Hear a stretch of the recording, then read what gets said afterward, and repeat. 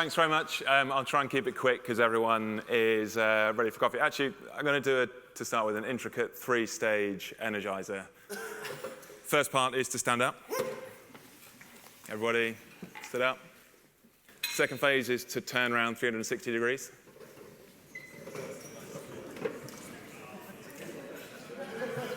Okay, that's the tricky bit. And the third bit is to sit down. Okay. So, very quick bit around Threshold Sports, for those of you who don't know. So, we're an events agency founded back in 2008 and built around this belief that people can do amazing, amazing stuff. And the examples we've had through all the conversations today is this room doesn't need convincing about the potential of people. And relevant to this talk and the stuff I'm going to talk about, though, is there are a ton of barriers out there for people to actually take part in those challenges. When you work in it, you think it's easy because you've seen all the different shapes of people taking part, but actually for the vast majority of people who don't do our events and all that addressable audience, there are still massive barriers to it. So we set out to try and create events which break down all those barriers and open up that journey to take people on, because when they do and they cross that finish line, which all of us have talked about at different times today, the moment when they cross the finish line, the experience they have, the confidence, the self-esteem, all that stuff you see on that finish line, we think translates into the rest of their life, that confidence, self-esteem, and that ultimately unlocks potential in people, which is what we're all about. So what's that mean in terms of actual events? So we do about 45 events a year for about 65,000 people, and I think we'll raise about £15 million from those charities this year. We do a mix of, probably slightly different to some of the organisers here. Our events split into two. Some of the events that we own, we develop, we launch, we sell the sponsorship, sell the places and all those kind of things, and that's where we work with the guys at Let's Do This. But we also deliver a load of events for charities, people like Macmillan. We do all their Mighty Hike series, the British Heart Foundation, their London Brighton Bike Ride. But also, through our kind of networks of delivering our own events, we started working with corporate clients as well, all built around this idea of actually we're better off if we get people out there doing more advanced, energizing things than the 3-stage energizer we did earlier. But also, it's kind of important to point out in terms of an introduction of Threshold and who I am also a white, middle-aged man about to sit down and talk about diversity and inclusion. It is awkward. I've had the setting on easy pretty much through my entire life, and if I was trying to sound edgy, Paul's comment that I used to row put any paid to that. But it is relevant because, you know, for someone like me, a lot of the people in this room look like me. A lot of the people who've built these barriers that these communities are now facing look like me. So even though people who sound like me might have been part of the problem, hopefully, actually, we can be part of the solution as well. So I think it does make sense for me to be up here talking about it. In terms of the problem, in simple terms, like my role, Threshold is a commercial business. We're not a community interest group. We're not a charity. We're a commercial business. We are tasked with driving profitability, or sustainably profitable events to keep doing what we do. So the first kind of indication of this was you start looking at your data, your audience. Post-COVID, we found female participation was declining. Pre-COVID, we had close to 50% participation levels on our ultras in particular. But we found all distances in our own events, kind of ultra-distance stuff. We saw a decline, worked with the guys at Let's Do This, dug into that in more detail, and we were seeing declines on all distances, but particularly our area of longer distance, a 24% drop in female participation. So in very, very simple commercial terms, because lots of us are commercial businesses, if you see a double-digit decline in 50% of your addressable audience, that is a big, flashing red light commercial concern that there might be problems down the road.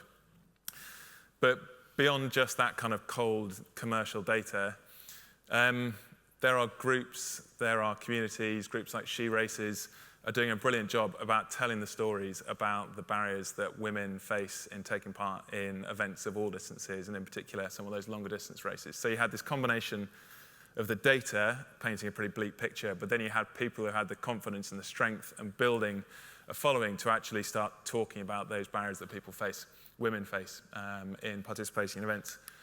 And that is then pretty grim when you dig into it. Just to compound the issue, I'm one of 4 boys. I have 2 young boys as well.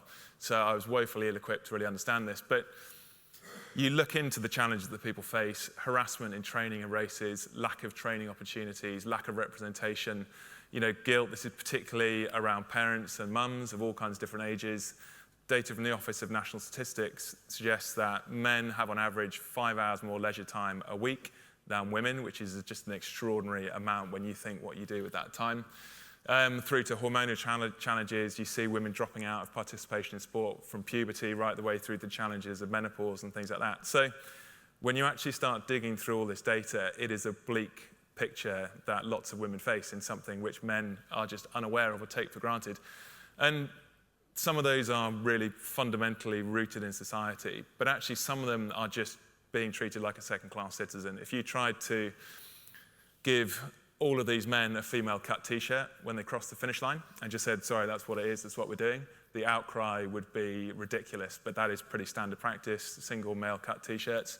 And also just things like toilets. To give you a clue, it's not the women urinating all over the portaloos. That's a pretty one-way ticket, that one. So there are just things like that which your experience of taking part in an event is just that much worse, and people haven't been considering it. So the data is commercially alarming, but from a personal, emotional level, anyone can understand that actually it's a much less appealing place to take part, much less welcoming than it might be for guys. So how do we solve this? First point is we haven't solved it. So very, very clear. This was the topic kind of structure we were told to go through, but this is not a problem that is solved. It's also not a problem that we as event organisers are going to solve. Things like harassment, running at night, and things like that are far, far bigger than participation in events. And that is everything from the design of parks and things like that, governmental change, societal change, and it varies from region to community to age group and things like that. So we have not solved this by any stretch. What we will do is take you through some of the stuff that we learned through this Ultra 50/50 campaign. The first bit we did was we set out with this target of trying to get over 50% participation in our ultra-distance events. So this is Race to Stones, Race to King. We also Endure 24, which was referenced earlier on very kindly. So we wanted to get over 50% female participation in those events.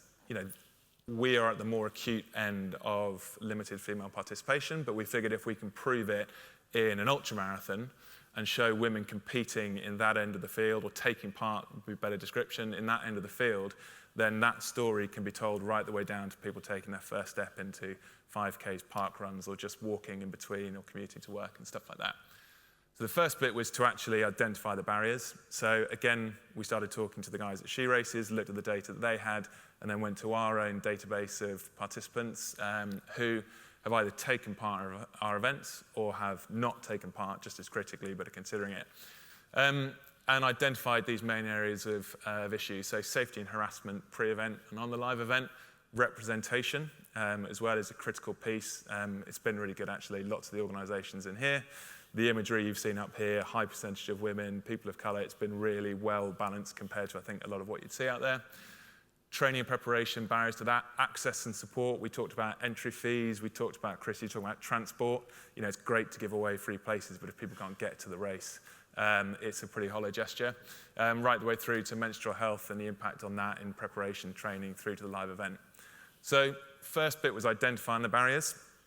The next bit is speaking to experts to actually unpick this, tell the stories in more detail around it. So we gathered this group. So Sophie, lots of you will know from SheRACES, Tasha from Black Girls Do Run, Nikki, who's a hormone health expert, Emma, female-focused performance coach, and Josie, who's a performance psychologist specialising in female psychology. This bit, again, we hosted the launch of the Ultra 50/50 campaign. We had press, media there, as well as people who are going to be taking part in it. This is an awkward, uncomfortable process, asking people to basically tell you what you're doing wrong and paying them to tell you what you're doing wrong. But it's such a fundamental bit because it's very easy, and dare I say a masculine trait, to be like, yeah, we kind of know the barriers, kind of know roughly what we're doing here, we'll just crack on and go and get it done. But at all these stages, we've tried to pause and go, hold on, there's another layer of stuff which we don't understand here. So the next phase was listening to these experts and really digging into the detail about what those barriers are. The next bit, and this is obvious from an event organizer perspective, is committing to changes. So we looked at some of this stuff is really, really simple, costs nothing, seems really obvious when you have it written down. Female-only toilets with sanitary products. If you know roughly the split of male-female on your events, it's not difficult to have female-only toilets, and that just makes that problem pretty much go away. Provision of sanitary products at all those checkpoints as well, not just at the start, so making sure they are there. And if you're telling people that you're going to have it there, you actually have to make sure it is there as well, because those people are relying on you.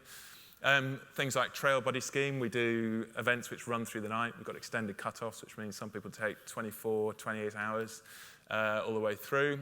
So people are nervous about running at night. So having a buddy system, so you link people up to go through the night together.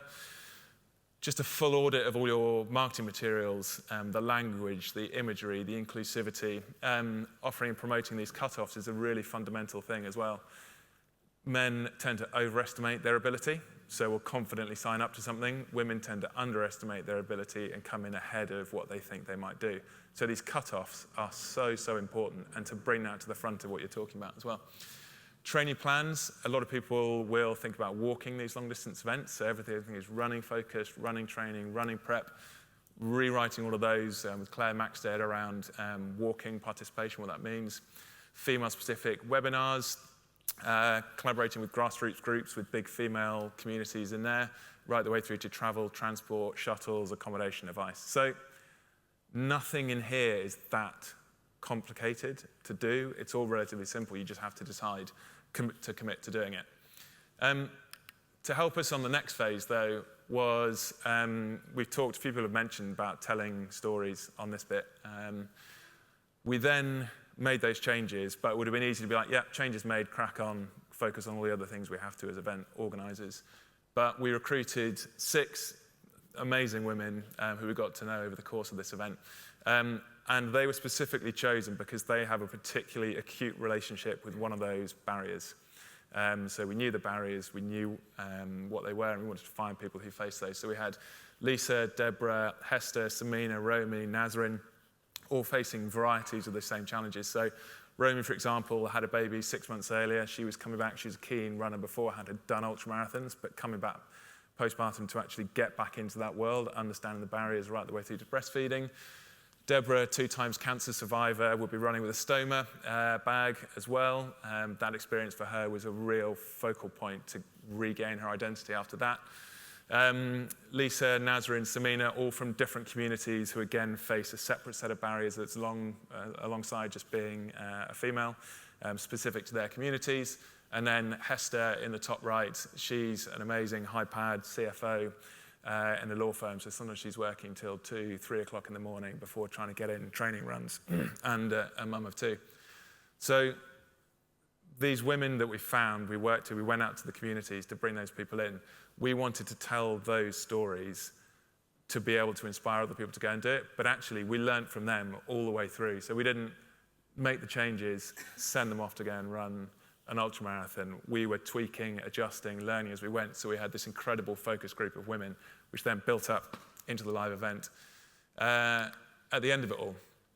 So a few quick things. I should say there are videos, all this content is a full documentary about these guys if you want to watch. It's about 20 minutes long. It's amazing. So go and have a watch of it. But in terms of summaries for this group of some of the stuff that we learned. First one is, going back to the commercial point, it drives the bottom line. This is one of the things we tried to set out at the beginning of this project, is not to make this look like a kind of charitable endeavor. It shouldn't be kind of, race directors are sympathetic to the plight of women. We should kind of give them a bit of a leg up. If we can prove more broadly or draw kind of as close a link as possible to the work that we've done, the changes we've made, show that makes a commercial impact, that should then become ubiquitous across the industry. So a few things here. Female participation up 13% in the 50K Ultras, plus 59%. Women made up 51% of all our 50K events. From our marketing spend, we didn't chuck a load more money at doing this. We reallocated our spend to tell the stories of female participation rather than more general things we might have done before. So there was no significant additional spend in there. And actually on the live events, it's 1.5% of the total event budget was the difference to put these changes in. So a really limited increase in investment. Social content reach, plus 131%. Website users, plus 273%. more conversations with partners, particularly looking about how they want to work with female participation, potentially balancing campaigns they're doing. And this final one, we attracted more men. So actually, our overall percentage split of male to female, all that female participation was flying, but we attracted more men. So when we went into this, and I think you get this quite a lot, if you ever get into a space which could be considered as campaigny or bandwagony or kind of looking at kind of minority representation, there'll always be voices who just give you shit from the sidelines. By sidelines, I mean Facebook. That kind of special character who is just there trying to pick holes, tell you not to do it, call you out, all that kind of stuff. There's so many reasons not to do this because they become a pain in the ass. And you're like, shit, maybe we're not qualified to do this. All those doubts come in about maybe we're not, maybe we're not the best at this. If we don't get it exactly right, we're going to be kind of shut down. And you think, is this going to be, people are saying it's going to be an unwelcoming space for men, you're going to put people off. Totally the opposite. A load of these barriers we're talking about are very female specific, but a level above that is most people, hands up anyone who's run an ultramarathon here, probably very nervous, didn't think you could do it, had reservations, had doubts, needed a bit of extra support than running your 5K. So the approach we're taking is very applicable on lots of levels to men as well. So fundamentally, it helps the bottom line. And if you take one thing out of this, read up, we've got the white paper, all this kind of stuff, read up about what it is, but confident it will help in the longer term. Echoing some of the comments earlier in that communities group, it needs to be long term. So, we're working with SheRACES, we expect to keep working with them. We've done the first year of this Ultra 50-50 campaign, which has been great. We're now into the second year of it. We're looking for 500 women to take on their first ultramarathon. We're looking at partners to work with that as well. We're looking for another 10 women to tell those stories. So we're building on the stuff we've learned in the first year, adapting it, building momentum for the second year. So from a brand perspective, this takes time to embed, to get known for it. I feel like we're making good headway in this space, but the minute we drop it, we'll be worse off than when we started. So we've put a flag up and then take it down and focus on something else. We'll be back lower than we've started. So the commitment for the long term is really important from a corporate event brand perspective, but also for the communities you're working with. They want to know they've got the stability to build a 3-year plan. And we haven't always got this right. We started working with different community groups pre-COVID, everything smashed to bits, and some of those things we took a bit of time to pick back up again. But now with a clearer run, commit for the long term, it makes the whole thing much more valuable. And finally, this point around it being bigger than just us at Threshold. There's a marketing theory by a guy called, I think it's Frederick Hertzberg, which talks about differentiators which mark you out and hygiene factors. So within an event, you have differentiators which people will actively go out and choose your event because what you are offering is different from what is out there. And then you have these hygiene factors where they won't choose your event because of hygiene factors, but they'll choose not to do it if they're not there. So at the moment, there's loads of parallels in sustainability about this. Paul, you talked about benefits of being first there and things like that. At the moment, arguably, this has an element of differentiation about it, which is great. That's an incentive for people to go out and lead the way on this stuff, which is really important. But actually, the end point is for this to be a hygiene point for everyone. So it will no longer be a differentiator. But we're fine with that. The effort, the time, the investment, and all this data which we are sharing, it's all openly available. It's on the website. If there's a way we can send it around afterwards, we will. But just Google Ultra 50-50 campaign. All our homework is in there to share data. There's tools you can use for your own events. And that will mean we lose that differentiating edge. But actually, as an industry, if this becomes hygiene and we have 50% of the population that we're talking to feeling more confident, more comfortable, the numbers will go up. The early numbers in kind of events with younger participants coming through, that's all positive. But some of the older events, some of these legacy events, and actually some of that middle tier of events as well, who maybe have a bit less time, they don't have the bigger teams. If we can get everybody operating in this way, we will all be far better off. And that's as event organisers, but also just as decent human beings. So, yeah, we're massively proud of this. It's credit, I have to shout out actually Michael, our marketing team. He's also a white guy. But he's been absolutely fundamental in taking this from something we wanted to do to executing it all the way through brilliantly. But yeah, as a team, it's been brilliant. The whole Threshold kind of community's got fully bought into it. But hopefully there's some useful stuff in there. And we can get those percentages ticking in the right way. Thank you very much. There you go.